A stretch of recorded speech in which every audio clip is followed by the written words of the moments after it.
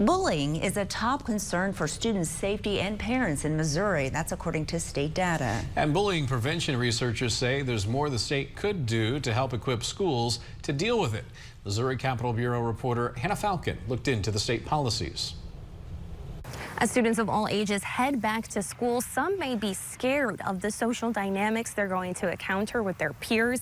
Well, researchers here at the University of Missouri are working to combat bullying.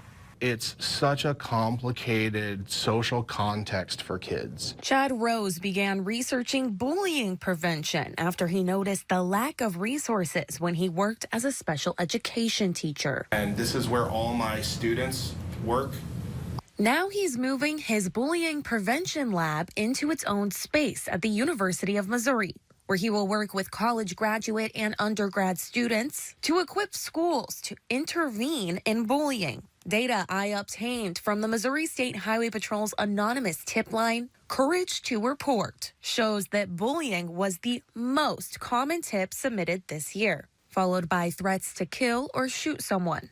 Rose and his students are doing their part to address this issue, but he tells me there is more the state could do. As we're telling schools they have to do something about it, yet not giving them the tools, resources, and supports to do those things. Missouri law requires every school to have an anti-bullying policy, but the state does not provide a sample policy or any additional funding to help implement a policy. I reached out to the Department of Elementary and Secondary Education and several lawmakers, but could not get anyone on camera today. It would be great if we could start there, but also providing schools with the resources necessary to do things related to functional and social skills. A bipartisan bill called the Missouri Childhood Hero Act would have laid out more concrete policies on how exactly a school could address bullying, but the bill did not make it to the finish line this year. Reporting at the University of Missouri, I'm Hannah Falcon, WGEM News.